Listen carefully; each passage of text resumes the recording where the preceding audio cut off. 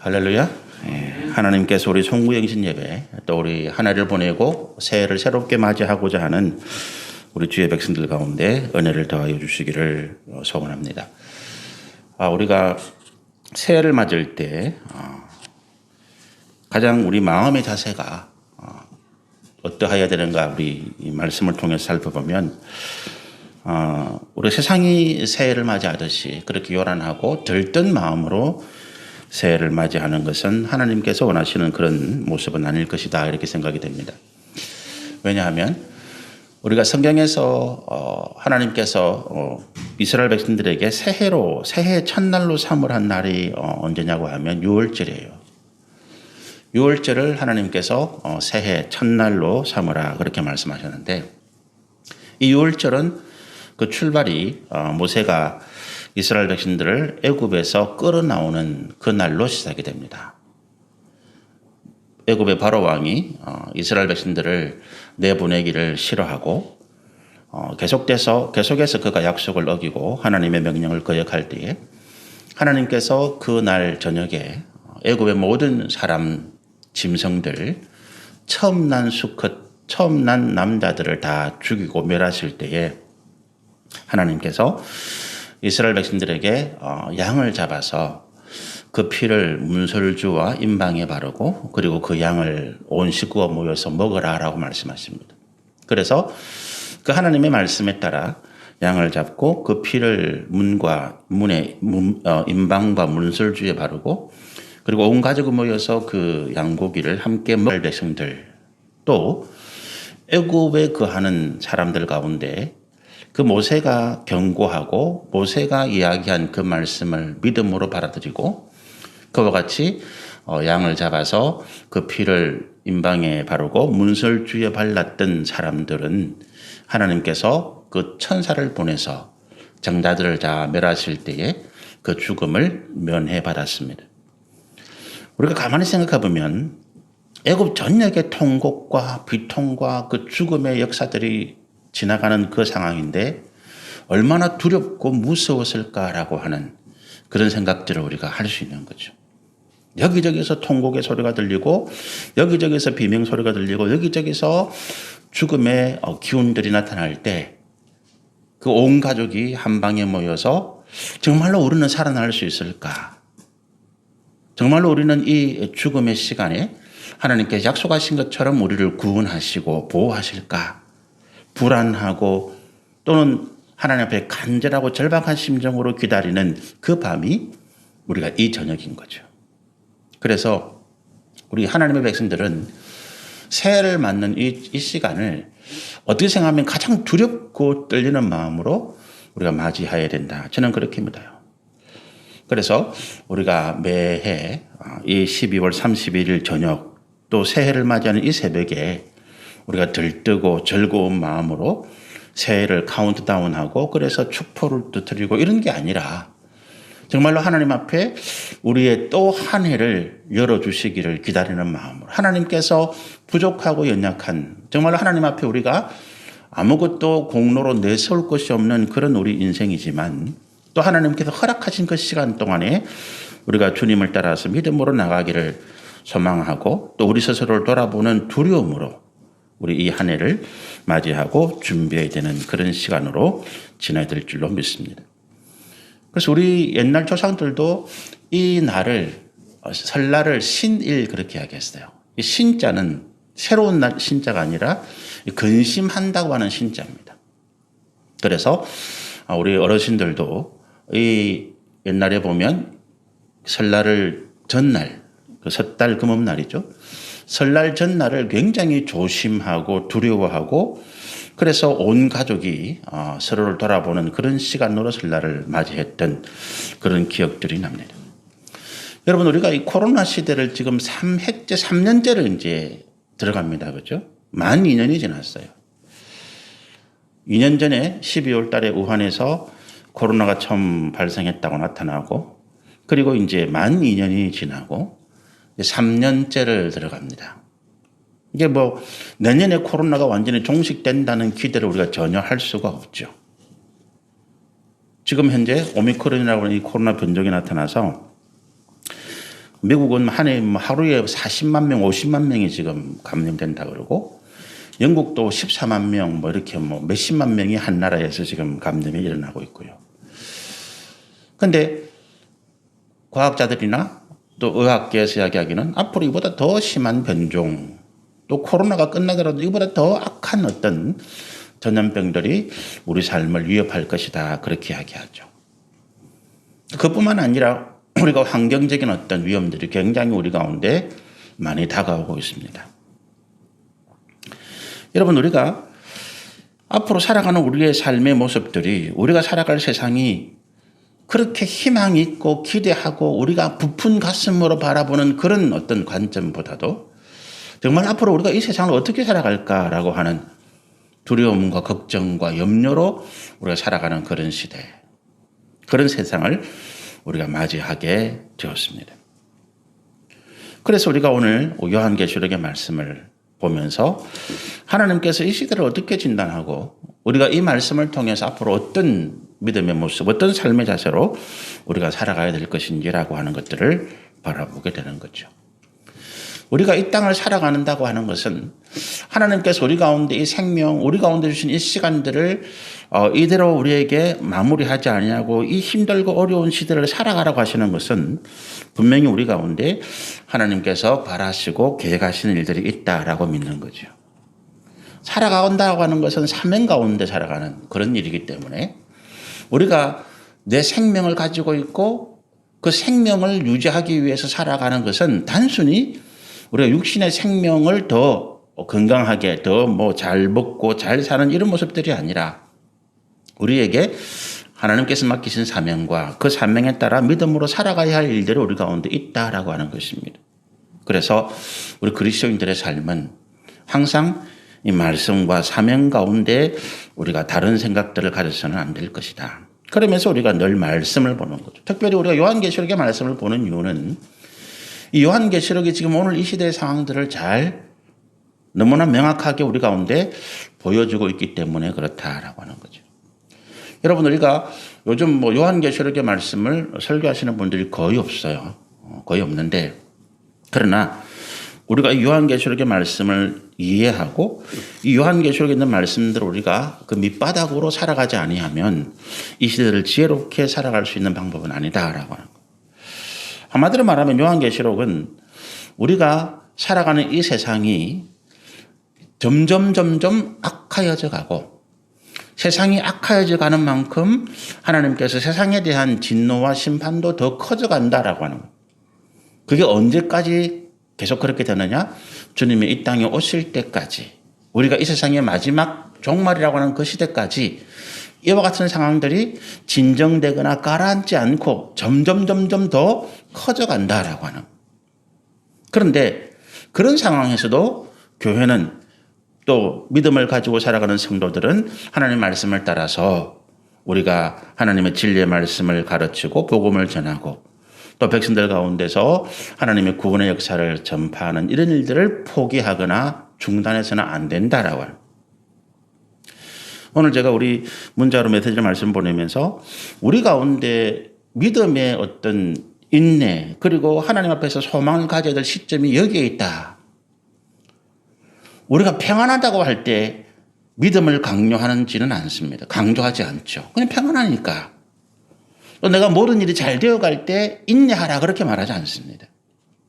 그런데 성경을 보면 우리 가운데 항상 믿음의 어떤 이야기를 강조하고 또 그리고 인내를 이야기하고 그리고 그 힘들고 고통 가운데 소망을 잃지 말고 계속 격려하는 말씀들이 나오는 이유는 우리의 삶이 그만큼 점점 힘들어지고 고통스러워져 가는 가운데 있다라고 하는 거지. 앞으로 저는 그렇게 생각을 해요. 우리가 예배를 드리고 우리가 이렇게 같이 모여서 공동체로 드리는 일들이 점점 힘들어져 갈 것 같아. 여러분, 지금 창원에 굉장히 지금 많이 코로나가 좀 많이 퍼졌잖아요. 오늘도 80몇 명? 근데 지금 보도가 안 되고 있어요. 보도가 안 되는 이유는 여러 가지가 있는데 정치적인 이유도 있겠고요. 근데 지금 요 근래에 한 2, 3주 동안에 코로나가 발생하는 그 배경에는 교회가 있어요. 그 연합회 활동을 통해서 진주의 모 교회가 경남기독교 총연합회 이제 총회를 하게 되는데 거기에서 이제 코로나가 확진된 분이 참여해서 퍼지고 또 며칠 뒤에 이제 경남 성시화 운동 거기 또 모여서 퍼지고 또 며칠 뒤에 경남 지역의 장로님 연합회가 또 거창하게 모였는데 거기에서 또 확산되고 그래서 지금 경남 지역의 창원 지역의 목사님들 장로님들 가운데 코로나가 확진되거나 격리로 인해서 예배를 못 드리는 교회들이 상당수가 있습니다. 그런데 과거와 다르게 지금 그게 전혀 언론에서 그걸 이야기를 하지 않죠. 정치적인 이유가 있는 것 같아요. 그런데 제가 왜 이런 말씀을 드리는가 하면 어쨌든 교회가 어떤 많이 모이고 오랫동안 모이고 또 우리가 같이 이렇게 찬양하고 기도하는 이런 일들이 있다 보니까 굉장히 이 집단적인 감염에 취약한 그런 환경 상황이 될 수밖에 없다라고 하는 것입니다. 그럼 우리는 어떻게 해야 되느냐는 거예요. 우리는 어떻게 해야 되느냐. 우리가 고민이 그럼에도 불구하고 우리는 믿음으로 기도하면서 같이 모이자. 이건 아닐 것 같아요. 그래서 제가 한 두세 달 전부터 우리가 주일 예배 외에는 수요 예배나 또 새벽 기도를 우리가 모이는 것을 지금 중단하고 있고 내년부터는 이제 확실하게 우리가 주일 오전 또 오후 예배 외에는 평상시에 전체적인 모임으로 모이는 것은 하지 않는 것이 좋겠다. 언제까지 갈지는 모르지만 그러나 이 상황이 깔아앉고 이와 같이 우리가 어떤 전염병을 확산할 수 있는 그런 어떤 계기를 교회가 만드는 것은 옳지 않겠다. 그러나 우리가 함께 모여서 기도하고 또 말씀의 은혜를 나누는 일들이 굉장히 중요하기 때문에 초대교회처럼 사도행전 2장에는 초대교회처럼 우리가 평일날 소규모 두세 사람이 모여서 시간이 될 때마다 함께 모여서 기도하고 함께 말씀의 은혜를 나누고 교제하는 이런 것들을 진행해 나가야 되겠다. 그러면서 저는 초대교회 우리 사도들처럼 말씀과 기도 가운데 지금 뭐 신방이나 아니면 다른 어떤 목회진 활동이 지금 거의 어렵기 때문에 제가 말씀과 기도로 여러분들과 함께하는 이런 일들이 이제 우리가 앞으로 교회가 지향해 나가야 될 일들이 될 수밖에 없겠다. 제가 코로나에 대해서 몇 번 말씀드렸는데 이 코로나 시대에서 교회가 어떤 길로 어떤 방향을 가야 될까라고 생각할 때 저는 제가 하나님 앞에 받은 마음이 그런 거예요. 과거처럼 우리가 어떤 큰 부흥 집회 아니면 대규모 어떤 모임 이런 것들을 통해서 교회가 성장하고 그래서 그 성장을 가지고 교회 외적인 영향을 끼치는 이런 시대는 이제 하나님께서 기뻐하지 않으신다. 그리고 그런 것들을 통해서 우리가 너무 많은 어떤 부패가 우리 교회 안에도 많이 일어났고 그래서 이런 것들을 돌이켜보면서 코로나 시대에 교회가 작아져야 되겠고 또 모임들이 정말 이렇게 우리 일상 속으로 삶 속으로 또 우리 이웃들과 함께하는 이런 것들로 돌아가지 않으면 안 되겠다. 우리가 처음에 초대교회로 돌아가는 운동을 했을 때는 성령의 은사 운동이었거든요. 초대교회 시절에 사도 바울이나 베드로나 요한이나 예수님의 제자들이 일으키는 그 놀라운 성령의 능력, 병을 고치고 귀신을 쫓아내고 그리고 하나님의 놀라운 역사를 통해서 사람들이 주목을 하고 그래서 베드로가 설교하니까 하루에 5,000명, 3,000명이 회개하고 돌아오고 이것들이 굉장히 우리가 관심을 가지고 초대교회로 돌아가자. 우리가 초대교회처럼 성령의 역사를 나타내자. 이렇게 이야기했는데 그런데 그것이 얼마나 우리가 하나님의 말씀을 잘못 깨달았나라고 하는 것입니다.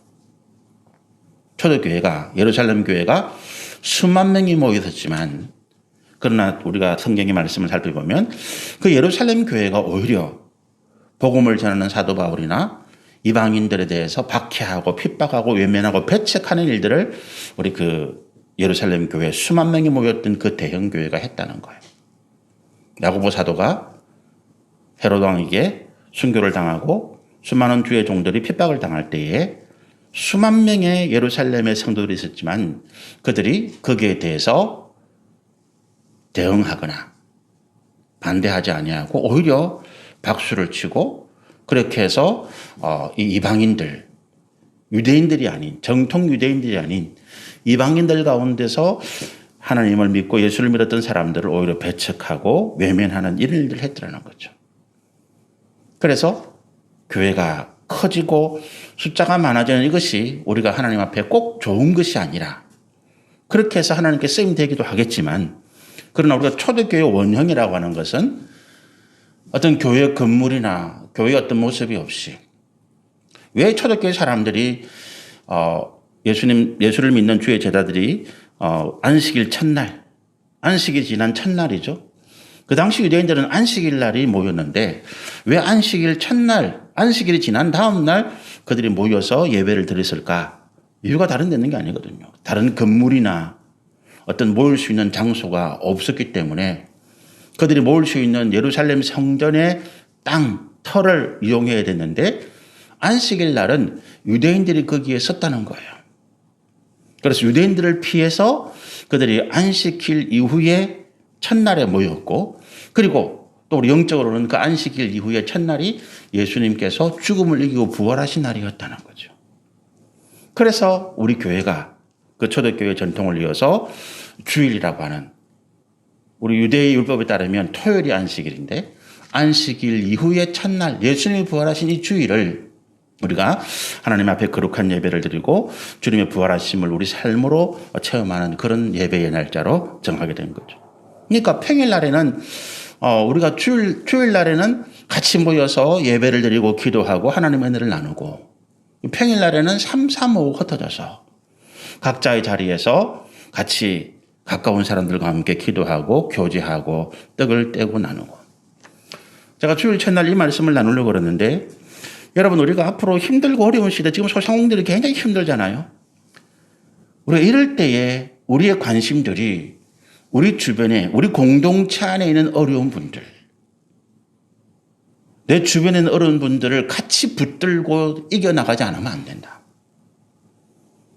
내 주변에 우리 교회 안에 또 우리 공동체 안에 있는 사람들 가운데서 직장이 없거나 삶이 힘들거나 어려운 분들을 우리가 좀 여유가 있고 그래서 내가 그들에게 뭔가 도움을 줄 수 있는 사람들이 그분들을 같이 붙들고 가지 않으면 안 된다. 그래서 우리 가운데 좀 여유가 있는 분들이 좀 어려운 분들 두세 명을 같이 안고 그들을 기도하고 그들을 위로하고 하나님의 말씀으로 세워가는 이런 일들을 해야 된다는 거예요. 어떻게 생각하면 앞으로 한 명을 더 내가 어떤 자영업을 하고 있는 상황이라면 나도 힘들지만 조금 더 힘든 한 사람을 내가 더 책임지겠다라고 하는 그렇게 해서 이 힘들고 어려운 시대에 우리가 같이 마음을 모으고 힘을 모아서 주의 은혜를 나누고 인내하고 하나님께서 우리 가운데 주시는 복과 은혜를 바라는 이런 삶으로 우리가 나아가지 않으면 안 된다. 저는 그렇게 지금 생각을 하고 여러분에게 준비를 하라고 말씀을 드리는 거죠. 앞으로 점점 더 힘든 시대가 올 것이다. 그럴 때에 하나님께서 주신 그 은혜, 내가 받은 은혜가 있다면 그것들을 함께 나누는 그 초대교회 모습으로 돌아가는 모습이라는 거죠. 오늘 우리 본문이요. 예수님께서 하나님께서 우리 아시아에 있는 7교회 이 요한계시록의 말씀이 기록될 당시에는 교회가 가장 극심한 핍박을 받고 있던 시대거든요. 그런데 그때에 하나님께서 그 극심한 핍박 가운데 있는 아시아 7교회에 말씀을 주셨는데 제가 오늘 이 본문을 택한 이유는 열린 문이라고 하는 이 말씀 때문에 그래요. 우리가 지금 3년째의 코로나 시대를 들어가고 있고 또 이 코로나 시대에 우리가 경기가 조금 나아졌다가 지금 계속해서 또 이제 자영업이 후퇴되고 여러 가지 어려운 상황들 때문에 내년도의 경제 상황이나 세계 경제 상황이 굉장히 우울하고 힘든 상황이거든요. 그런데 그 상황에서 그럼 우리가 갈 길이 어디 있느냐? 우리가 지금 어디를 가야 되고 우리는 계속 이렇게 구석으로 몰리고만 있는데 하나님은 우리 가운데 어떻게 역사하시는가? 오늘 이 말씀을 보시면 주님이 문을 하나 열어놓으셨다라고 하는 것입니다. 8절의 말씀이죠. 볼지어다 내가 네 앞에 열릴 문을 두었다. 근데 이 문을 열어놓으신 분이 누구냐 하면 7절에 이렇게 말씀하세요.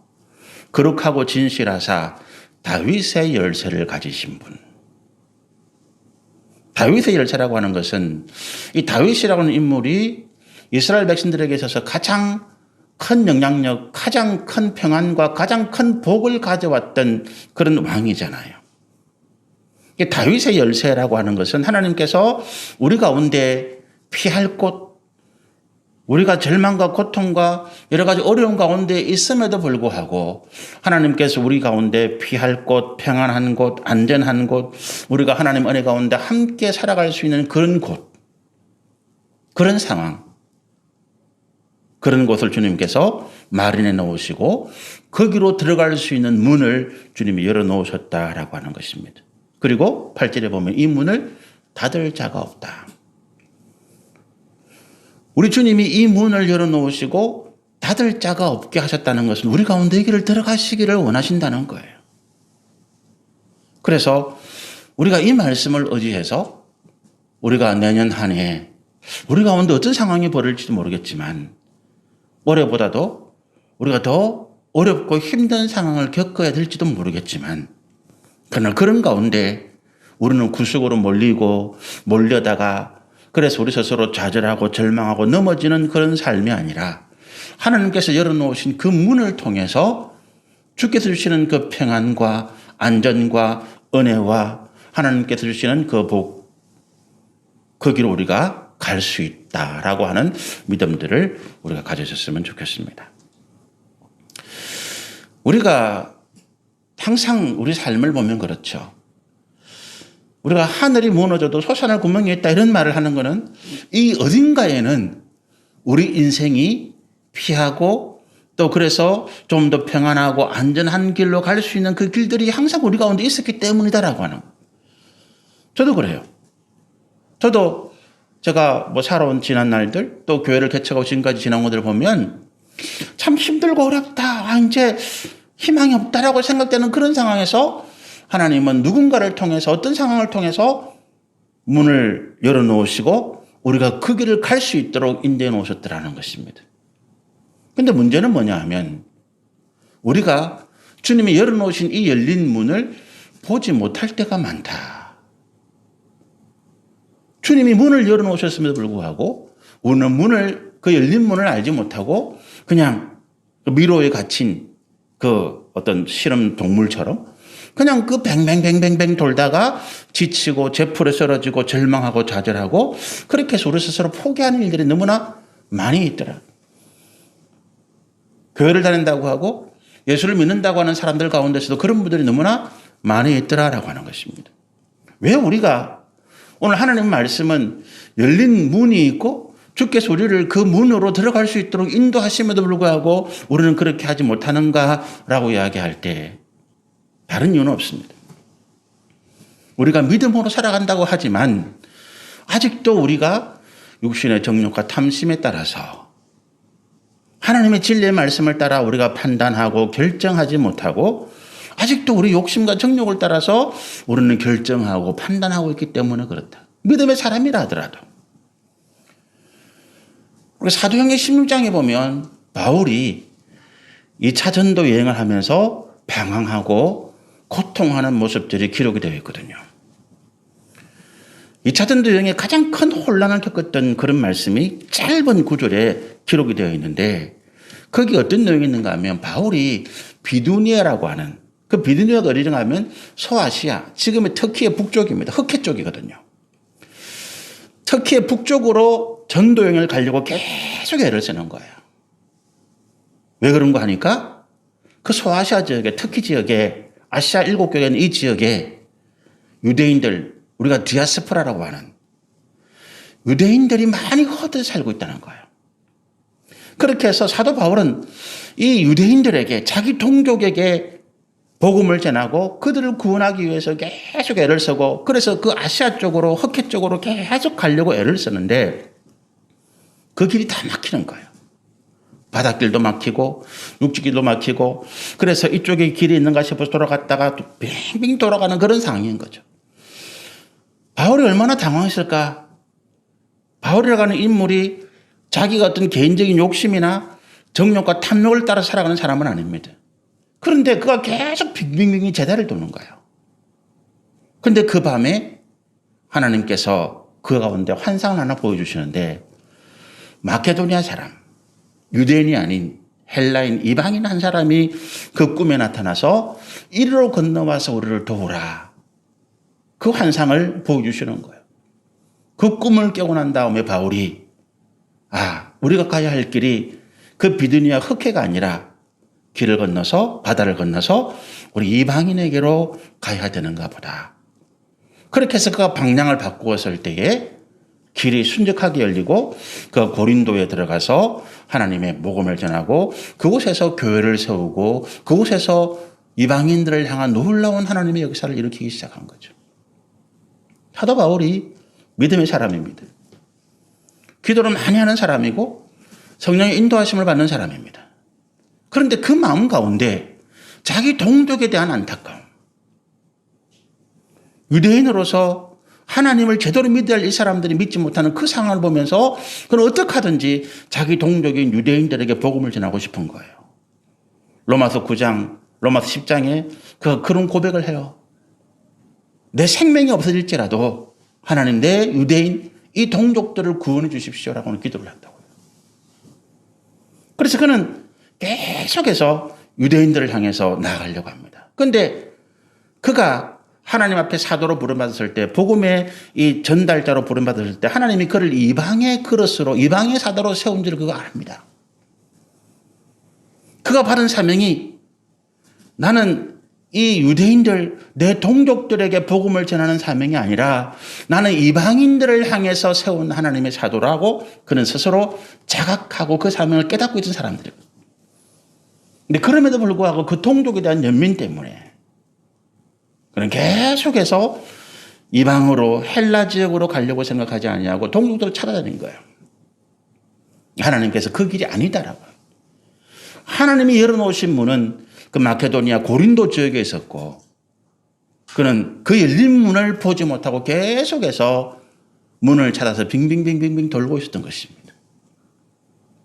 우리가 하나님께서 열어놓으신 길을 순적하게 가지 못하는 일인 거예요.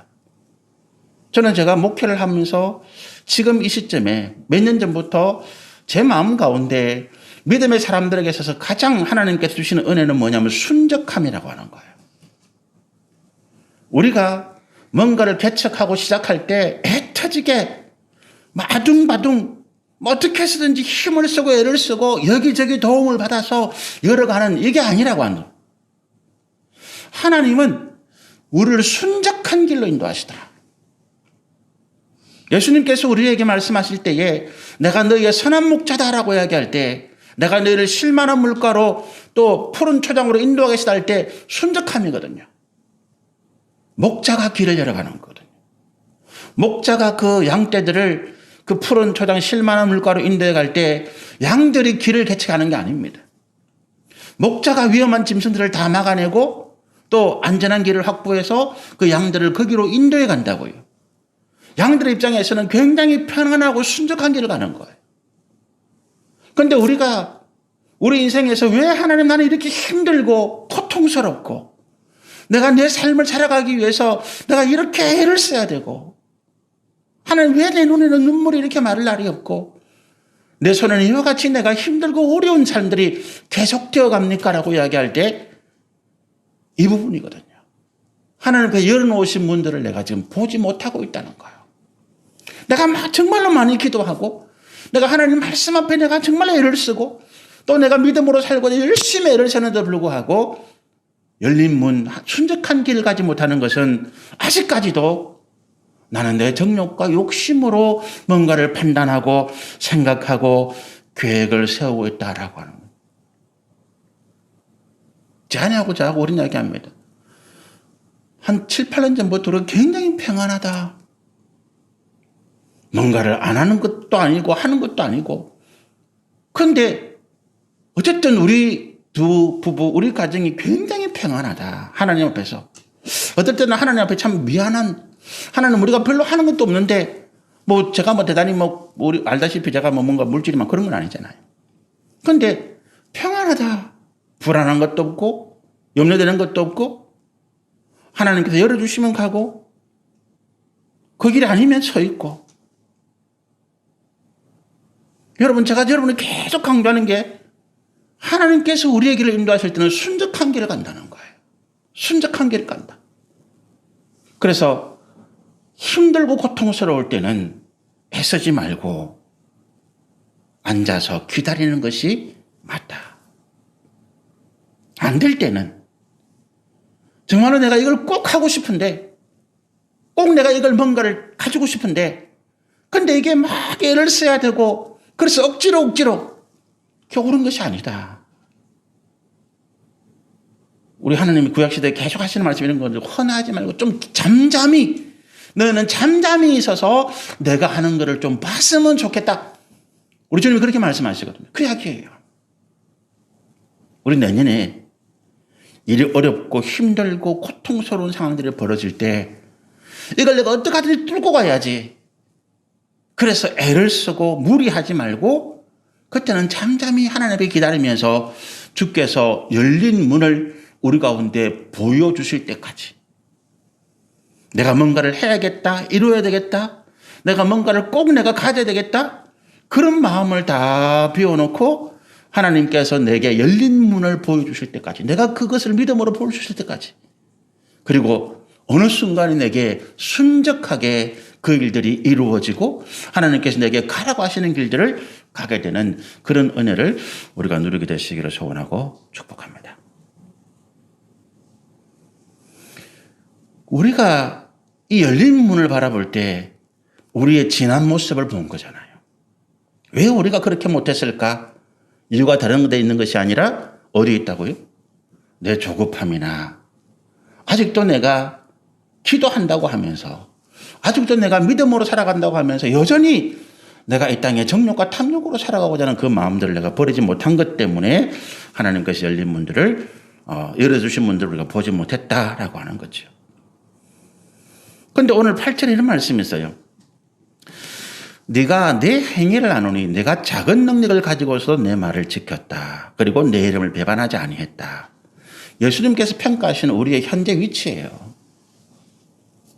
주님이 평가하시는 열린 문을 열어놓으시고 그 문을 볼 수 있도록 그 문을 통해서 하나님께서 우리 가운데 주시는 평안과 안전과 또 우리가 느끼는 기쁨과 또 희락 이런 하나님의 은혜를 누릴 수 있도록 우리 가운데 평가하시는 모습이 이런 사람이 열린 문을 볼 수 있다 주님이 말씀하시는 거죠. 그게 뭡니까?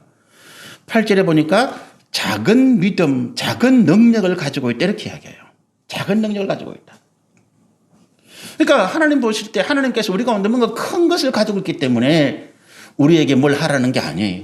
우리의 능력이 작다라고 하는 것은 뭡니까? 내가 능력이 작기 때문에 내가 누구를 더 의지해야 되는 거야? 하나님을 의지할 수밖에 없는 거예요. 많이 가진 사람은 하나님을 의지하지 않더라. 내가 지금 능력이 작고 부족하고 연약하고 그러니까 어떻게 해요? 나는 하나님 외에는 의지할 데가 없습니다라고 하는. 나는 하나님 외에는 의지할 데가 없습니다. 여러분 이 작은 능력을 가졌다라고 하나님 말씀하시는 것은 나는 하나님 외에는 의지할 분이 없습니다라고 하는 우리의 절박함 그리고 하나님을 신뢰하고 의지하는 우리의 믿음을 이야기하는 거예요. 능력은 작지만 우리의 믿음은 크더라라고. 내가 가진 것은 없지만 내가 하나님을 의지하는 내 마음은 가득하더라라고 하는 것입니다. 우리의 현재의 모습이. 여러분 우리가 이 말씀을 보면서 나는 지금 뭐가 더 많은가라고 하는 거예요. 내가 가진 것이 내가 세상의 물질과 명예와 권세가 많은가 아니면 내가 하나님을 의지하고 믿음으로 나가고자 하는 이 마음이 더 많은가. 우리 가운데 부자가 있다. 제가 그분을 비난하려고 하는 말씀이 아니죠. 우리 가운데 가난한 사람이 있다. 제가 그분을 어떻게 하는 그런 말씀이 아닙니다. 나를 비교해 보는 거예요. 내가 지금 내가 가진 것을 맞는 그것을 내가 의지하는가? 아니면 나는 내가 가진 것과 상관없이 내가 하나님을 더 의지하고 있는 마음이 큰가라고 하는 거예요. 하나님이 내게 네가 작은 능력을 가지고 있다라고 이야기할 때 그 작은 능력이 내가 무엇을 얼마나 많이 가지고 있든 상관없이 내가 뭐 큰 재벌이다 아니면 내가 뭐 세상에서 명예와 권세가 많이 가진 사람이다 그거와 상관없이 나는 지금 하나님을 더 의지합니다라고 하는 그 믿음을 가지고 있을 때 하나님께서 우리 가운데 그 열린 문들을 볼 수 있도록 하시더라. 그러니까 믿음의 눈을 떠야 된다는 거죠. 그러면서 우리 가운데 뭐라고 말씀하십니까? 네가 작은 능력을 가지고도 내 말을 지켰다. 순종이죠. 결국 우리가 하나님 말씀 앞에 순종하지 아니하면 우리는 이 열린 문을 볼 수가 없고 순적한 삶을 기대하기 어렵더라는 거예요. 우리의 순종을 방해하는 가장 큰 게 뭡니까? 결국 욕심이거든요. 내가 하나님 말씀을 알겠는데 내가 하나님 말씀을 알고 있는데 이 말씀을 내가 지키지 못하고 순종하지 못하는 가장 큰 이유는 다른 데 있는 게 아니라 내 욕심이거든요. 사울 왕이 그래서 실패했고 믿음의 많은 사람들이 믿음으로 출발했다가 결국 그들이 실패하고 하나님 앞에 책망과 하나님의 심판을 받을 수밖에 없었던 이유가 뭐냐 하면 이 욕심이거든요. 순종과 욕심은 같은 자리에 있을 수가 없습니다. 말씀 앞에서 순종하기를 바란다면 욕심을 자꾸 비워내야 돼요. 그러면서 또 이렇게 말씀하십니다. 내 이름을 배반하지 아니했다. 충성이지요. 힘들고 어려울 때 쉬운 길로 가려고 하면 고통스럽고 뭔가 내가 굉장히 절박한 상황 가운데 있을 때 여러분 내게 쉽게 손을 내미는 사람 뭔가 쉽게 상황을 해결할 수 있는 길 그 길을 택하시면 우리가 예수님의 이름을 배반하는 거죠. 세상에 우리 가운데 뭔가를 줄 때는요 반드시 대가를 바랍니다. 그런데 그 대가는 우리의 믿음을 포기하도록 만드는 거예요. 제가 그런 경험 참 많이 했거든요. 뭔가 하나님 앞에 거룩한 결단을 하고 이렇게 해야지. 내가 앞으로 뭔가를 선택을 하는데 내가 뭔가 잘못했구나. 그래서 내가 이걸 이렇게 해야지라고 하는 순간에 그때까지 내게 나타나지 않았던 조건들이 더 좋은 조건들이 내게 나타나요. 제가 결혼하고 주민등록 초본을 제가 떼보면 한 24번 이사를 했어요. 결혼하고 한 10년 동안에 한 20번 가까이 이사를 했는데 그 이사를 왜 자꾸 했느냐 하면 전세 계약을 1년, 2년 할 거 아닙니까? 그런데 옆에 보니까 더 좋은 게 있는 것 같아. 싸고 좋은 집. 옮기고. 근데 그게 좋은 게 아니더라고요.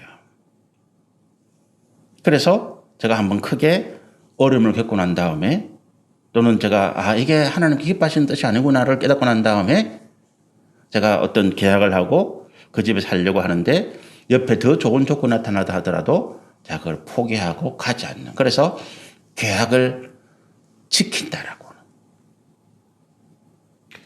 제가 신학을 가려고 준비를 하는데 갑자기 어디에서 굉장히 좋은 조건으로 저보고 일자리를 소개하고 나오라는 거예요. 장학금도 주겠다, 집도 주겠다, 차도 주겠다, 대우도 잘해주겠다. 못 가는 거죠. 안 가는 거죠. 그런 조건들이 왜 갑자기 튀어나왔을까요?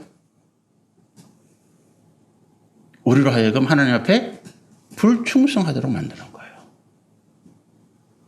그리고 충성은요, 우리가 주님의 뜻을 배반하지 않는 것은 내가 하나님 앞에 한 번 한 그 약속, 그것을 내가 지키기 위해서 더 좋은 조건, 더 좋은 뭔가가 온다 하더라도 내가 그것을 거부하는 거예요. 고통스럽습니다. 바보 같은 이야기를 들어요. 이 인간이 바보가 아니야? 근데 바보가 아닌 거예요. 사단이 세상에 우리 가운데 유혹하는 것은 그런 것입니다. 그렇게 해서 더 좋은 것, 더 많이 벌고, 더 성공하고, 더 세상에서 출세할 수 있는 길이 열린다. 그러나 세상에 우리 가운데 요구하는 것은 그 대신에 네가 믿음을 버리라고 하는 거예요. 믿음을 버리라고 하는 것입니다. 그러나 우리가 믿음을 버린다면 주님께서 열어놓으신 그 문을 볼 수가 없다. 계속 아둥바둥.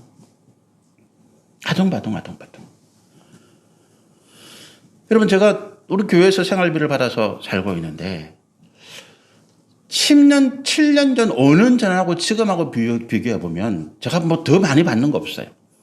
10년 전이나 지금이 좀 더 적게 받을지도 모르겠는데.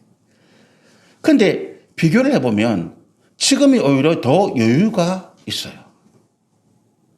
여유가 있다니까요. 많이 받았다고 해서 우리가 여유가 있던 게 아니더라고요. 하나님께서 우리 가운데 어떤 마음, 어떤 상황, 어떤 삶의 가치를 주느냐에 따라서 적게 받아도 여유가 있을 수가 있고 많이 받아도 부족해서 절절절 매는 경우들이 허다하더라.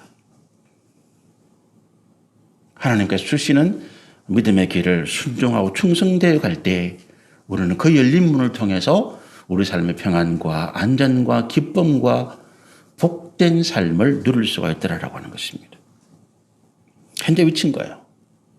우리는 작은 능력, 우리는 작고 부족하지만 그러나 믿음 안에서 우리가 하나님 앞에 순종하고 충성하고 어떻게 하든지 나는 이 예수 안에 있고자 애를 쓰는 이 모습 때문에 하나님께서 우리에게 문을 열어주시고 그 길로 인도해 가시더라. 9절에 보면 버려야 될 것이 있습니다. 9절 한번 보실까요? 보라, 사단의 회당 곧 자칭 유대인이라 하나 그렇지 아니하고 거짓말하는 자들 중에서 몇을 내게 주어 그들로 와서 내 발 앞에 절하게 하고 내가 너를 사랑하는 줄 알게 하리라. 이 말씀의 의미는 이단에 빠진 사람들이 오늘 믿음의 능력을 가지고 있는 우리에게 나와서 신앙을 우리의 그 믿음의 모습을 보고 회개하고 돌이키게 하겠다 이 말이거든요. 그런데 우리가 이 말씀이 그래 내가 이런 사람이야 이렇게 생각하시는 곤란하고 우리가 좀 말씀을 다른 면으로 보면 우리가 이런 사람이 될 수 있다는 거예요. 우리가 유대인, 자칭 유대인, 나는 하나님의 사람이다라고 이야기할 수 있다는 거죠. 그런데 우리가 믿음의 사람이다, 나는 열심으로 신앙생활을 하는 사람이다 하면서 실제로는 우리가 사단의 회당, 하나님을 떠나서 거역하고 배역하는 길을 가는 사람일 수도 있더라는 거예요. 그래서 우리가 버려야 될 것을 거짓과 위선과 불의와 탐욕이라는 것입니다. 여러분 부끄럽게도요. 저도 그렇고 저도 오늘 어떤 목사님을 통해서 이야기를 들으면서 참 부럽다. 그러면서 제 마음 가운데 기뻐해주고 축하해주는 마음이 있는 반면에 시기가 나고 저 사람 안 됐으면 좋겠는데 그런 마음이 제 가운데 일어나요. 그래서 제가 이 말씀을 준비하면서 제가 하나님, 제가 아까도 회개기도 하면서도 그 회개를 했는데 하나님, 그래 우리가 참 사촌이 논을 사면 배가 아프다고 친하게 지내고 축복하고 그렇게 해주는 겉으로는 축복해 속으로는 내가 그렇게 안 됐기 때문에 속에서 좀 뭔가 좀 아리기도 하고 화가 나기도 하고 좀 하나님 앞에 불평하기도 하고 이런 모습들을 우리 가운데 있더라는 거예요. 그런데 내가 목사라고 그러면서 내가 믿음이 좋은 사람이라고 하면서 내 안에 거짓과 위선과 불의와 탐욕이 있다면 오늘 주님 우리 가운데 너는 사단의 모임 가운데 있는 자야 이렇게 말씀하시는 거예요.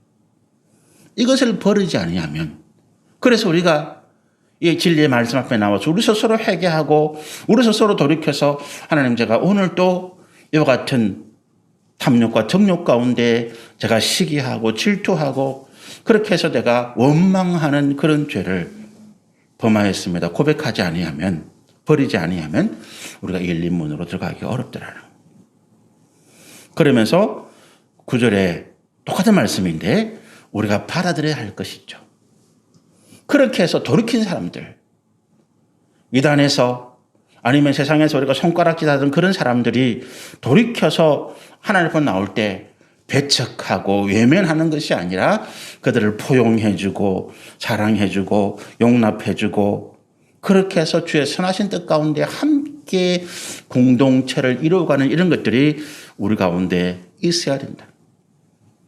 나는 나는 내 안에 있는 어떤 탐욕이나 시기나 질투나 또 원망이나 이런 것들을 내가 회개하면서 동시에 그런 사람들을 정죄해서는 안 된다는 거죠. 내가 죄인이면서 그들을 정죄해서는 안 되고 그들이 돌이키고 뉘우치고 회개하고 돌아올 때 우리는 그들을 포용해주고 용납해주고 사랑해주고 그리고 하나님 은혜 가운데 함께 신앙생활하는 공동체 가운데 믿음으로 받아들여줘라 라고 하는 것입니다.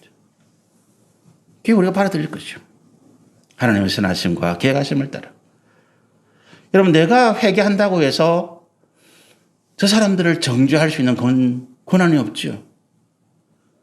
우리 주기도문에도 우리가 우리에게 죄를 지은 사람을 용서해 준 것 같이 주님이 나를 용서해 주십시오.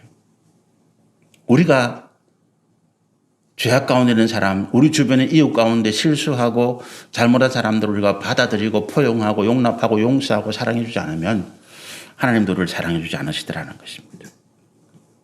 그럴 때 우리는 열린 문으로 들어갈 수가 없다.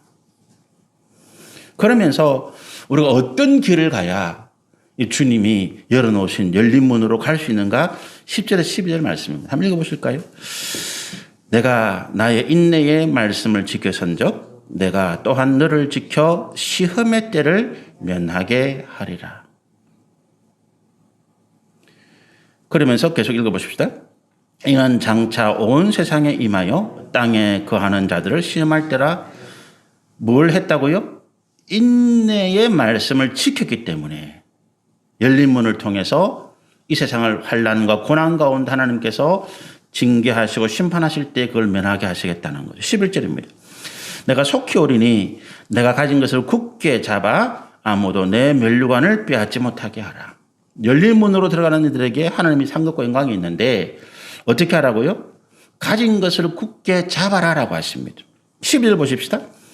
이기는 자는 이겨라는 거예요. 내 하나님 성전의 기둥이 되게 하리라. 새 예루살렘에 하나님께서 세우실 하나님 나라에 기둥같이 서시는 하나님의 자녀들이 되게 하시겠는데 그가 결코 다시 나가지 아니하리라. 내가 하나님의 이름과 하나님의 성 곧 하늘에서 내 하나님께로부터 내려오는 새 예루살렘의 이름을 기록하겠다는 거죠. 자, 그러니까 우리가 10절, 11절, 12절에 보면 이렇게 네가 인내의 말씀을 지켰다. 두 번째가 뭡니까? 가진 것을 굳게 잡아라. 세 번째가 뭡니까? 이겨라라고 하는 거예요. 이건 추상적인 말인데 우리가 이 말씀을 종합해 보면 이렇게 이야기를 할 수 있어요. 자, 우리가 이 10절, 11절, 11절에 우리가 시험을 면하게 하시고 우리가 면류관을 받게 하시고 또 새 예루살렘 하늘에서 내려오는 하나님의 나라의 성전의 기둥이 되게 하시는 그 영광 가운데 서게 하시는 그 상급과 영광을 바라보면서 믿음과 소망의 길을 계속 가라는 거죠. 그렇잖아요? 힘들고 어려운 시기에 우리가 믿음과 소망의 길을 계속해서 가라. Keep going on이죠. 걸어가는 길을 유지해 가라는 거예요. 그 길과 그 방향을 바꾸지 말라는 거예요. 왜? 하나님께서 우리 가운데 이와 같이 영광과 상급과 하나님 주시는 크신 은혜를 약속하고 있기 때문에 그것을 믿음으로 바라보라는 것입니다. 구체적으로 우리가 어떻게 이 말씀을 이 믿음의 길 그리고 소망의 길을 이야기할 수 있습니까? 우리 삶을 지금 우리가 하나님께 소망을 두고 행하고 있는 것들을 포기하지 말고 가라는 거예요. 우리가 하고 있는 것들을 가라는 것입니다. 지금 내가 하나님 앞에 믿음으로 뭔가를 하고 있다면 그걸 계속해 나가라는 거예요. 힘들고 어렵더라도 포기하지 말라는 것입니다. 저는 우리 성도님들에게 이렇게 이야기하고 싶습니다. 우리가 지금 뭔가를 사업을 하고 있다. 그걸 계속 해나가라는 거예요. 힘들기 때문에 뭔가 방향을 바꾸고 선회해보자. 그런 마음을 갖지 말라는 거예요. 내가 뭔가 선한 뜻을 가지고 하나님 앞에 기도하고 있다. 그걸 포기하지 말라는 거예요. 우리가 여건이 힘들어지고 어려워지기 때문에 내가 뭔가 하나님 앞에 선한 계획을 가졌더라도 내가 움츠러들거든요. 그걸 포기하지 말라는 거예요. 내가 주님 앞에 뭔가 계획을 가지고 내가 하나님 앞에 이 계획이 또 또 내 앞길에 하나님께서 주시는 이 계획이 내 인생 가운데 하나님 주시는 길이다 믿음으로 갔다면 그걸 계속 가라는 거예요.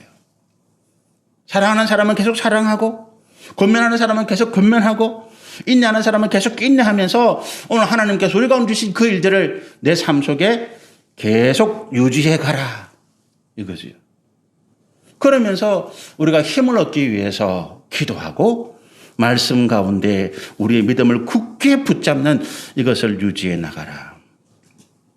새해가 어떤 해가 될지 저는 잘 모르겠습니다. 그러나 제가 기도하면서 제가 바라보는 새해는 올해보다 더 힘들 것이다 라고 하는, 올해보다 더 우리 형편과 여건이 나아지진 않겠다라고 하는, 여전히 어려울 것이다 라고 하는,